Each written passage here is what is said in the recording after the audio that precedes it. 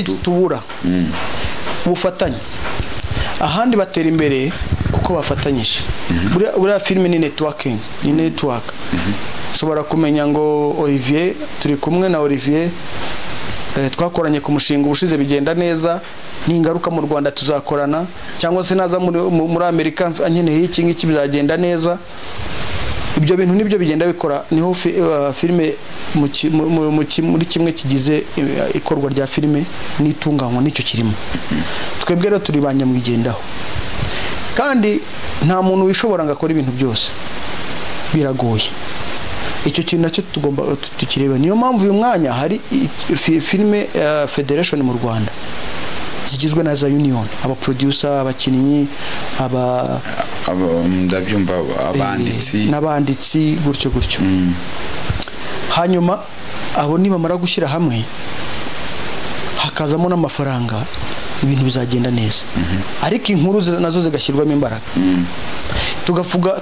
tugakora inkuru zo ku gihugu cyacu tudakoze inkuru z'ahandi hantu mu yandi magambo ubwo no mu bindi bikubita hasi filime nyarwanda mukora inkuru z'inyiganano navuga ngo dukora inkuru z'inyiganano kuko nta mwimerere turi mu bihe bigoye muri isi turimo hari ibyo usanga tugomba guhuza n'ibindi bihugu cyangwa se muri bya bindi bita globalization hari ubuzima buri common tubayemo ariko hari ubuzima bw'umwihariko tuba dufite mu mibero yacu hari ukuntu abanyarwanda babayeho muri ubuzima bwabo bwa buri munsi kabone nubwo twaba dutuye mu ma etage ari kuzamuka ku isi yose nk'uko tugeze mu rwego rwo gutura amazu yo hejuru ariko ushobora gusanga uyu yatuyemo hano ari umunyarwanda undi atuyemo hari ari umunyamahanga ibyo biratandukana nta mwimerere turagera rero kimwe n'umwimerere mu nkuru dutunganya cya kabiri kudashyira hamwe cya gatatu kubura amasoko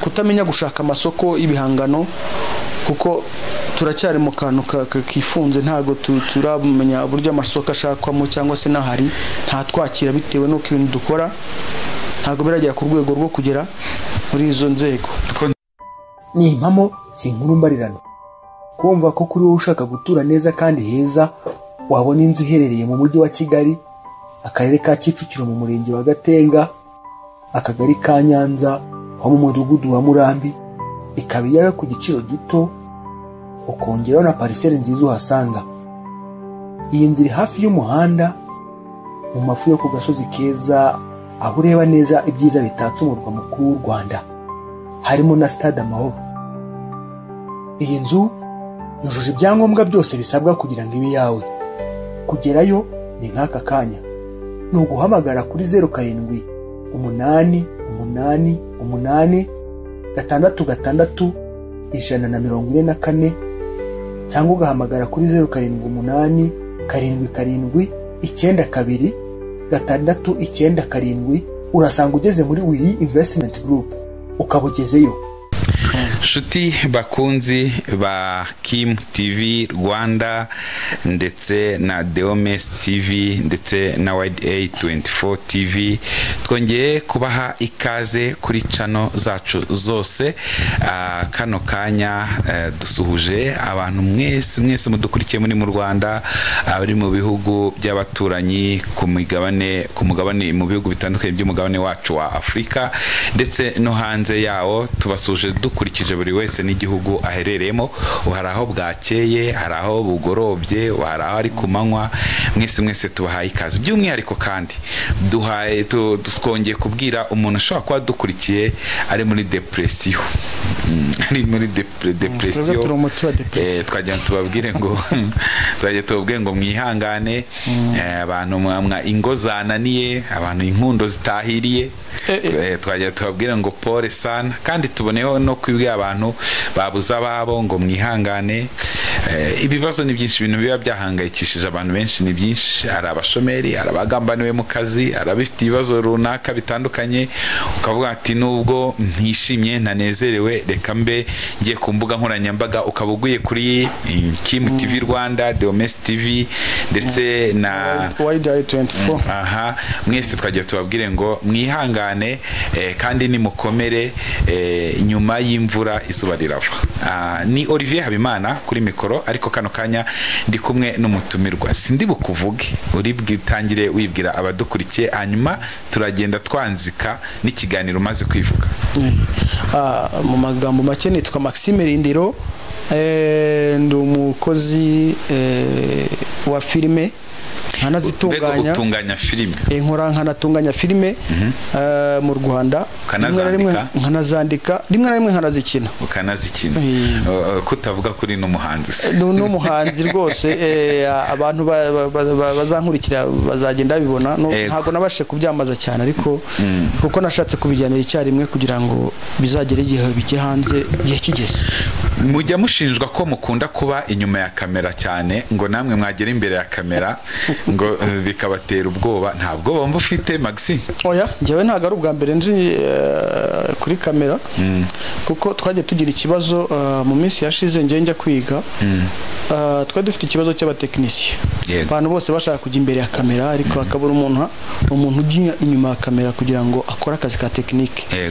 So rero byabaye ngombwa ko mbanza nanjye kujya gushaka ubumenyi, ariko nabanje guca imbere ya kamera. Naciyeho ari nka filime twakoze yitwaga Nzirambi muri 2010.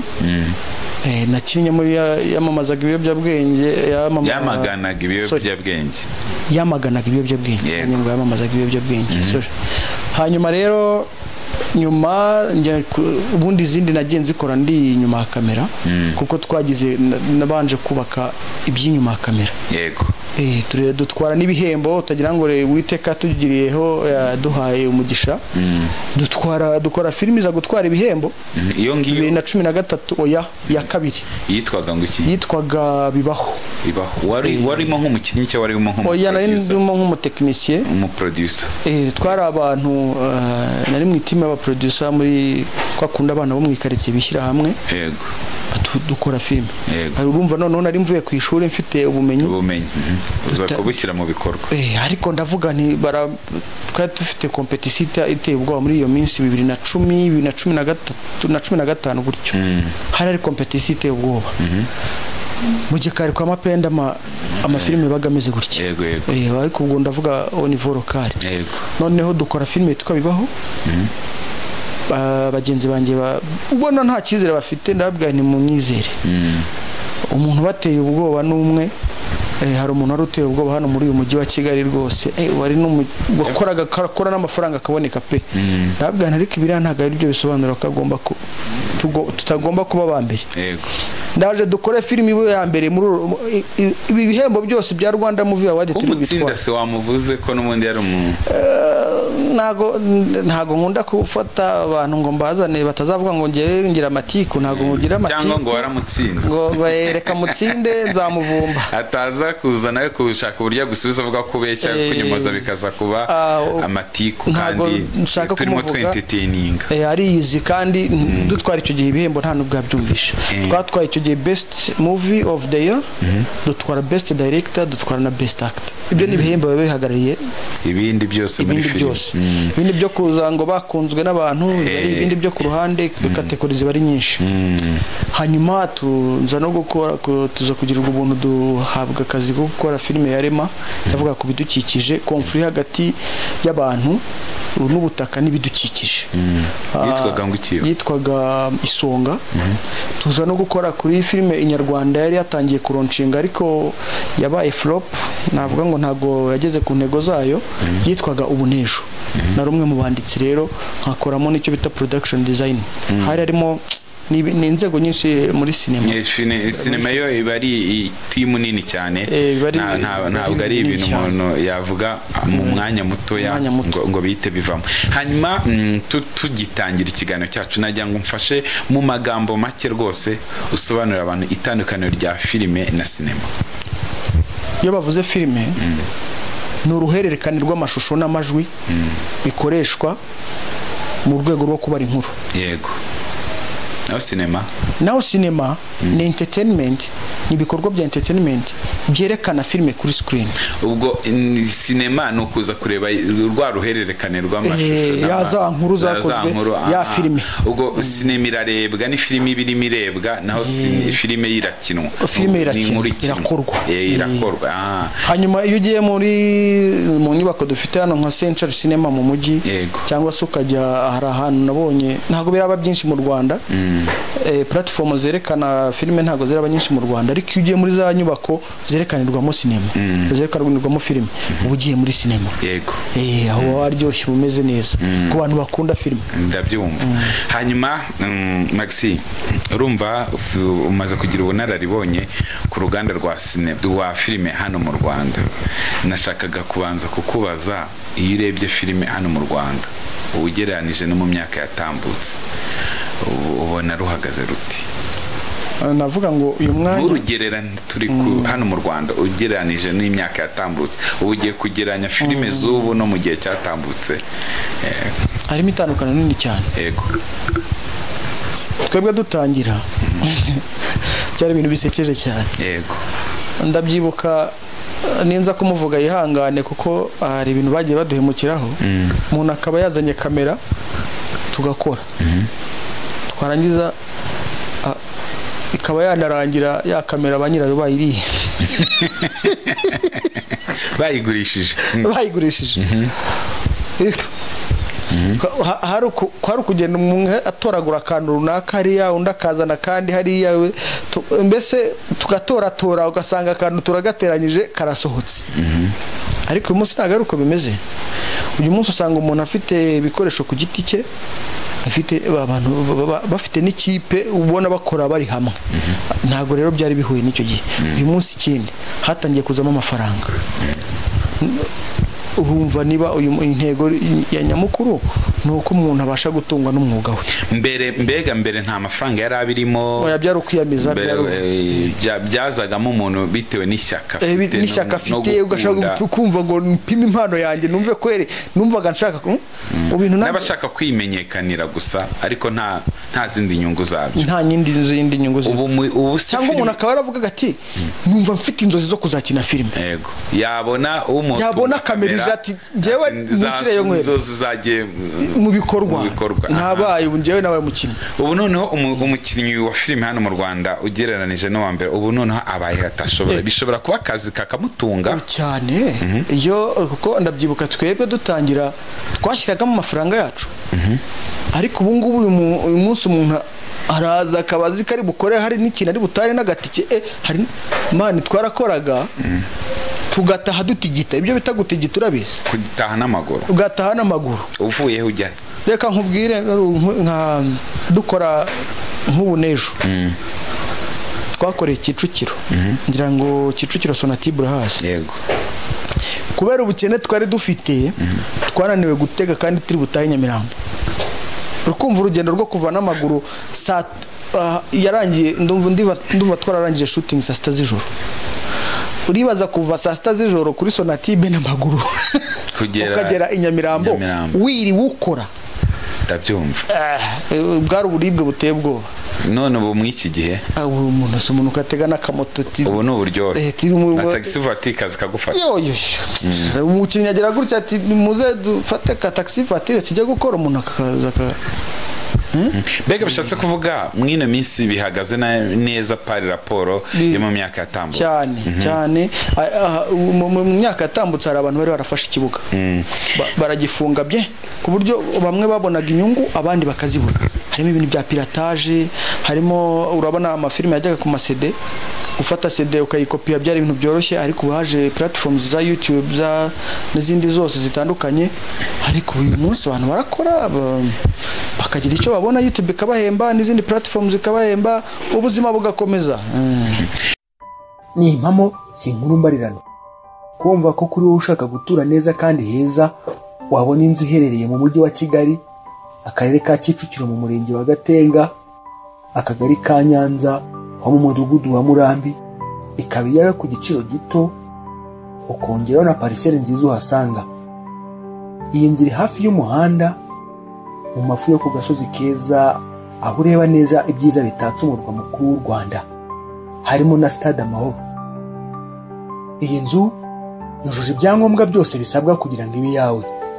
Kugerayo ni nk'aka kanya, ni uguhamagara kuri 0788866144 cyangwa ugahamagara kuri 0787929697. urasanga ugeze muri Willy Investment Group ukabugezeyo. Ndimo mvuga ko hari abantu bajya bavuga ko filime zo mu Rwanda zidakoranye ubunyamwuga, wowe niko bibona?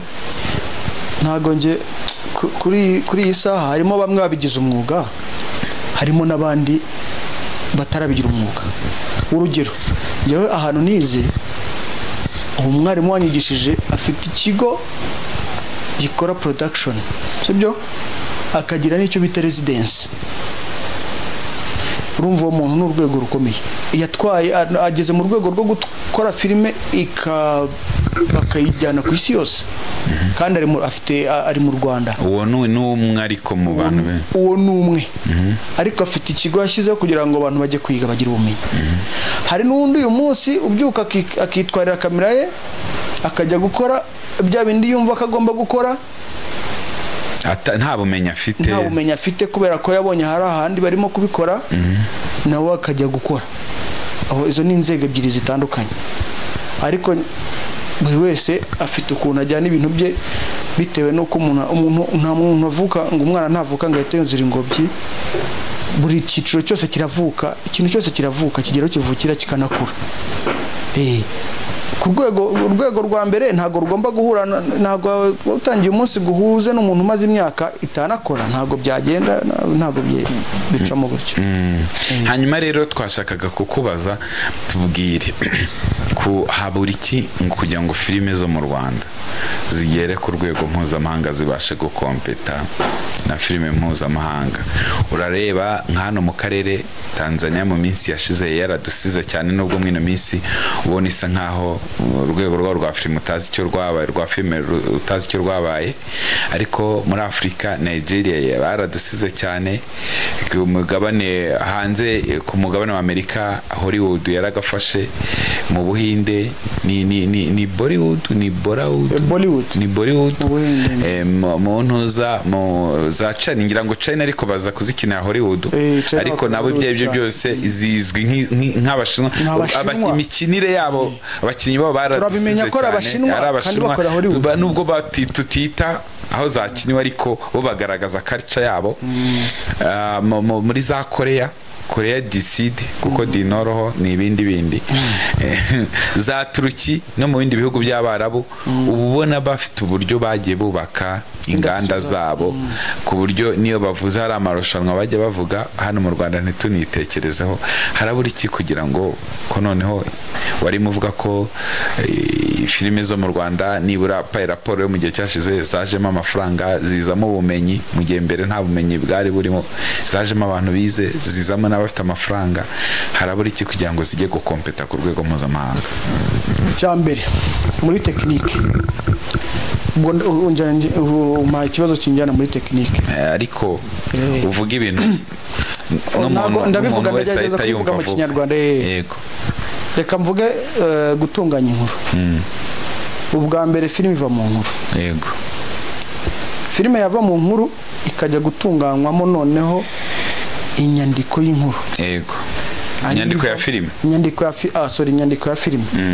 Iyi nyandiko ya filime akaba ari ivamo igakora rwa ruhererekane rw'amashusho n'amajwi twavugaga mu kanya, akaba ari rwo tureba muri sinema, sibyo? Iyo tugeze aho ngaho hahita hajyamo itandukaniro, hahita hajyamo babandi bakomeza kuba babandi bakorera hano iwacu n'abandi bajya ku rwego mpuzamahanga, abamate n'abanyamwuga. Ako kandi abantu bankurikiye baraza kumbabarira, babizi rwose ntibantera amabuye, ariko izo nzego zirahari. None turabura iki nyine kugira ngo mu Rwanda filime zo mu Rwanda zijye gukompeta n'iza Nollywood, Hollywood, Bollywood? Ikindi tubura ubufatanye. Ahandi batera imbere uko bafatanyije. Buriya filime ni networking, ni network. Ushobora kumenya ngo Olivier, turi kumwe na Olivier, twakoranye ku mushinga ubushize bigenda neza, n'ingaruka mu Rwanda tuzakorana, cyangwa se naza muri Amerika ankeneye iki ngiki bizagenda neza. Ibyo bintu nibyo bigenda bikora, niho filime muri kimwe kigize ikorwa rya filime n'itunganywa n'icyo kirimo. Twebwe rero turi banyamwigendaho, kandi nta muntu wishobora ngo akora ibintu byose, biragoye. Icyo kintu nacyo tugomba tukireba. Niyo mpamvu uyu mwanya hari filime federation mu Rwanda zigizwe na za union, aba producer, abakinnyi, ndabyumva abanditsi n'abanditsi gutyo. Hanyuma abo nibamara gushyira hamwe hakazamo n'amafaranga, ibintu bizagenda neza. Ariko inkuru nazo zigashyirwamo imbaraga, tugakora inkuru zo ku gihugu cyacu, tudakoze inkuru z'ahandi hantu. Mu yandi magambo, ubwo no mu bindi bikubita hasi filime nyarwanda mukora inkuru z'inyiganano. Navuga ngo dukora inkuru z'inyiganano kuko nta mwimerere, turi mu bihe bigoye muri isi turimo. Hari ibyo usanga tugomba guhuza n'ibindi bihugu cyangwa se muri bya bindi bita globalization. Hari ubuzima buri common tubayemo, ariko hari ubuzima bw'umwihariko tuba dufite mu mibero yacu. Hari ukuntu abanyarwanda babayeho muri ubuzima bwabo bwa buri munsi, kabone nubwo twaba dutuye mu ma etage ari kuzamuka ku isi yose nk'uko tugeze mu rwego rwo gutura mu mazu yo hejuru, ariko ushobora gusanga uyu yatuyemo hano ari umunyarwanda, undi atuyemo hari ari umunyamahanga. Ibyo biratandukana. Nta mwimerere turagera rero, kimwe n'umwimerere mu nkuru dutunganya. Cya kabiri, kudashyira hamwe. Cya gatatu, kubura amasoko, kutamenya gushaka amasoko y'ibihangano, kuko turacyari mu kantu kifunze, ntago turamenya uburyo amasoko ashakwamo cyangwa se n'ahari nta twakira, bitewe n'uko ibintu dukora ntago biragera ku rwego rwo kugera muri izo nzego. Ko ntacyo uvuga ku bijyanye n'ururimi rwo ntabwo ruba limita, ariko cyangwa ntabwo muri agace ko n'izikinwe mu Bushinwa Abanyafurika barazireba cyane, none se zikinwe mu Gishinwa cyane rwose. Ururimi rwose ikibazo, ururimi rwose ikibazo kugeza isaha, kuko harabura bya bindi wavuze. Amafilime tureba bafite subtitles, sibyo? Ubu se nka filime zo muri Korea twazikunze mu gihe muri iyi minsi ishize, zari ziri kuri hit, twarazikunze, ariko ntabwo zari zikinnye mu rurimi twumva, ahubwo zatwigisha ikinyakoreya. Urumva? Yepeha ntumbaze ngo birasobanura iki, ariko nararwumvaga. Ibintu nk'ibyo ari indimi twagiye ukurikiye ukajya kureba icyo ubaza ushaka kurwiga byakorohera, kuko ni kimwe muri instrument ya education. Mu itangazamakuru za mfunguzo 3 harimo kwigisha, harimo entertain cyangwa imyidagaduro, hanyuma hakazamo na information. Ibyo byose muri filime birimo, noneho hakiyongeraho icyo bita inzira y'ubuzima. Baraturabura, burya filime nyinshi ziba zirimo umugani, bya bindi bavuga ngo umugani ugana kariho. Hanyuma rero warurimo urugero, uribuka filime bakinnye kuri covid, filime zimwe ziba zirimo agenda, ziba zirimo agenda yateguwe irimo kutubwira ibigiye kuza. Uribuka hari iyo ureba filime ntago hari isomo ribaho ryo kureba filime. Nagiye kure, kandi sinema ni ikintu kinini cyane, ariko reka tube turekeye, kuko abantu bafata filime bafate filime nk'ikintu kinini cyagutse, bifata filime nk'ibintu by'abandi abanyarwanda baganira ngo ngizo ni filime uri kumbwira. Kera muri za 90 filime yitwaga Robocop, twarayirebye icyo gihe barambo zasohokaga n'iki, hari filime bitaga Robocop. Umuntu akareba, umuntu akabona ari robo ari magenda, akavuga ati zira ni za filime. Ariko uyu munsi dufite Sofia, uyu munsi dufite amakamera mu muhanda dufotora twayengeje umuvuduko.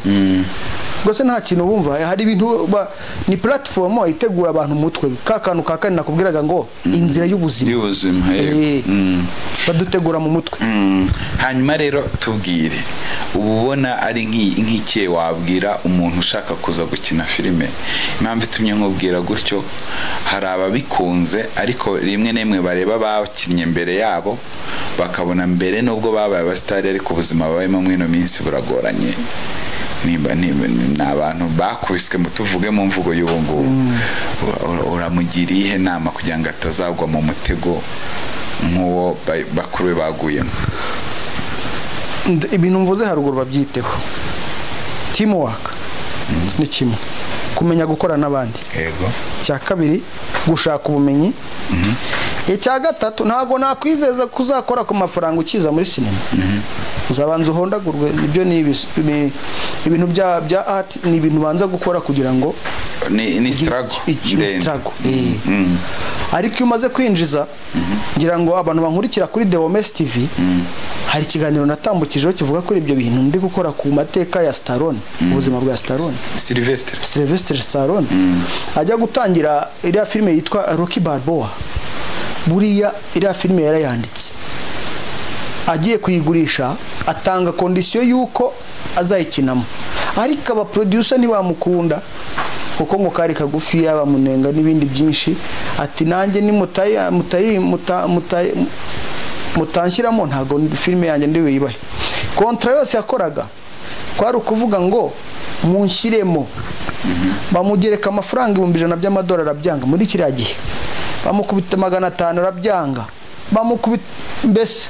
Ati no, ya kondisiyo iracyabura, kugeza ubwo bamwemereye bakavuga bati inkuru kubera uburemere ifite reka twemere tumushyiremo ariko filime igire gute ikurwe. Ubwo urashaka kubagira inama zo gukora ibintu birimo ubunyamwuga kurenza gukunda amafaranga? Icyo nicyo cya mbere. Banza wumve ikintu ushaka, urashaka iki, wowe uhagarare ku cyo ushaka. Kuko uzanye mu mafaranga, uzanye amafaranga muri sinema ushaka ariko ari kugenza, washaka uje ari yakugenza, ntago ubasha kuresista mu ruganda, uhita utakara vuba vuba. Kuko muri ruganda ntago ibintu bibarwa mu mafaranga. Iyo ubazi ibi bintu mu mafaranga usanga urimo guhendwa. Niyo mpamvu nta muntu wigira muri ruganda. Ushobora gusanga mfite uruganda, mfite uruganda runaka, tuvuge nk'uyu mwanya nkeneye ko mfite uruganda Death Row Entertainment rukora production. Ntago nshobora kwigira ntafite Olivier uzambera umunyamakuru. Ntago nshobora kwigira kuko ibyo none se nzakugura nabyo nzabigura se. Oya, urumva ni teamwork. Kuko icyo gihe ni nkenere ubushobozi bwawe, uzazana ubumenyi bwawe, wemere no kunsupportinga. Kuko nujya kunca amafaranga ntago uzabona amafaranga unca nta nubwo nzayabona. Ariko naza hari ikizabonamo, nanjye hari icyo nzabonamo. Kuko uyu ni umwuga, ni business. Hanyuma nubwo hari icyo utavuze ngira ngo twongereho n'icyitwa discipline. Discipline ntago niko narinda kubabwira. Uyu ni umurimo wa stress mu by'ukuri. Yego. Ni umurimo umeze nk'igisirikare. Niyo mpamvu muri ibi bintu hari ibintu usangamo bimeze nk'amaterme ya gisirikare. Kanguha urugero, nk'iyo hari akakano gafata amajwi, birimo gutunga umuntu ufata amajwi hejuru, ufata boom, iriya mikoro ya boom, boom microphone. Yego. Kari akantu karimo imbere kameze nko kari akamikoro katariho iriya pampa, kari bakita gunshot. Urumva iyo akantu katangiye kuzamo muri utwo duterime uhita wumva ibyo ari byo. Ni umwuga ushobora gukora ku manywa ukagenda ukora ugeza n'injoro utaricara utarahagarara. Yego. Ntago ari umuntu wese wihanganira ibyo bintu, kandi userera n'umuntu. Ibi ngibi birakozwe, ibi birahagaze, ibi birakomeje. Okay, ugasanga rero ni ibyo ngibyo umuntu yavuga mu dukeneye muri rusange. Hanyuma ubwo discipline nayo irimo no kwihangana. Hanyuma turimo tugana ku musozo rero, ni iyihe nama wagira umuntu ukina filime? Kuko impamvu tumye nkubwira gutyo, hari uburyo bwa filime bujya kumera nk'uburyo bw'ubuhanzi cyangwa se itangazamakuru. Iyo bikoreshejwe nabi bisenya meme, bibanza gusenya wowe ubikora, nyuma bigasenya society. ndabishaka kuba filime ikoreshejwe neza. Ni ubuhe buryo filime ishobora gukoreshwa neza ikagira umumaro wowe uyikina, wowe wayiteguye, wowe wayanditse, meme ikazagira n'umumaro sosiyete muri rusange? Cyambere mbereye ku bakinnyi, yego, ku giti cy'umuntu, gira ngo mwabonye filime ishobora kuvana umuntu ku muhanda ikamuhindura amateka burundu ukamuyoberwa. Yego, ndaguha urugero. Narebye filime nyinshi burangiye mbere yuko nkora filime, mfite igitabo cy'amafilime mu mutwe. Hari filime yitwa Gladiator ya mbere, atari iyi ubu ngubu yakozwe na Denzel Washington. Denzel Washington y'abantu ntice iryo zina, nzi ko hari abantu benshi barikunda nyabuneka. Hari uyu nguyu wakinnye iyi ya mbere, ntabwo nyapfa kumumetiriza izina. Uyu muzungu wakinnye Gladiator ya mbere yakuwe mu muhanda, ariko ubu ngubu ari mu bakinnyi bahembwa amafaranga menshi ku isaha. Yego, icyo ni kimwe. Cya kabiri, mu mutwe, iyo uri umuntu ushobora gukurikira gahunda za sinema neza cyangwa se za filime mu buzima bwa buri munsi mu kazi ukora, uri umuntu ushobora guhita wishyira ku murongo. Ni discipline gushyira ku murongo, kuko nta kajagari kaba muri sinema. Iyo kugira akajagari muri sinema ntago ushobora gukora mu ruganda rwa sinema muri rusange. Ese kutambwira ishu ziri politiko? Ishu ziri politiko sasa, yego, abwo niho narendaga kugana muri hahandi hashobora gusenya umuntu, yego, gasenya na society. Moraroma, yego, moraroma bwa mbere na mbere. Filime n'amateka mu byo ari, kuko filime navuga ngo reka mvuge nkomoze kuri aka kantu, wenda nubwo nzagasobanura mu biganiro bitaha. Harimo genre nyinshi cyane, harimo ibyo bita drama, harimo ibyo bita action, harimo ibyo bita ni ibintu babishingiye ku mateka tubamo, sibyo? Hari umuntu ushobora kureba filime ntabashe, cyangwa se bitewe n'inkuru agiye gukina ntubashe kuresista mu mutwe wawe ntibijyane. Urugero, ushobora kujya gusanga ahantu batanze akazi ko gukina muri filime ivuga kuri jenoside yakorewe abatutsi mu 1994 mu Rwanda. Uramutse uri umuntu woroshye mu mutwe, waraciye muri ibyo bihe, ntago wabasha gukora filime, ntago wabasha kuyikinamo. Icyo ni kimwe. Icyo ni ikindi nako. Ikindi, amateka ni ikintu utacyitondeye muri za nkuru twavugaga muri ya tekinike. Ushobora kugoreka amateka ugasanga abantu barayobye burundu. Bega mende mu film ishobora kuyobya, ishobora kuyobya umuntu society, ugasanga igoretse amateka ku buryo budasanzwe. Ingero turazifite hano mu Rwanda. Yego, sibyo? Ntago niwe njya gutunga urutoki runaka ko ni benshi, sibyo? Hanyuma urumva icyo gihe hari uko upfuye morarma mimbere muri wowe, noneho ugiye no kwica amateka abandi bantu. Ushobora no kwica n'amateka abandi bantu bakurikiye filime ugiye kureba, kuko ubuzima turi kujyamo ku isi ni ubuzima buri digital. Ubuzima buri nko muri Amerika barakubwira ngo ubuzima nibwo bakurikira abantu benshi ni kuri screen. Radio ntago zicyumvikana cyane, radio yumva mu modoka kugenda, ariko n'ubungira ngo wabonye ko mu modoka harimo utuntu tw'uduscreen dutoya, umuntu ashobora kugenda yebera film, ko imodoka z'agaciro muri iyi minsi zose ziri gusohoka ziba zifite ama screen, kuko ni ibintu biri reyere. Kuko iyo ureba amashusho ni impamo, si inkuru mbarirano. Kumva ko kuri wowe ushaka gutura neza kandi heza, wabona inzu iherereye mu mujyi wa Kigali, akarere ka Kicukiro mu murenge wa Gatenga, akagari ka Nyanza, ho mu mudugudu wa Murambi, ikaba iyawe ku giciro gito, ukongeraho na parcelle nziza uhasanga. Iyi nzu iri hafi y'umuhanda, mu mafu yo ku gasozi keza, aho ureba neza ibyiza bitatse umurwa mukuru w'u Rwanda, harimo na Stade Amahoro.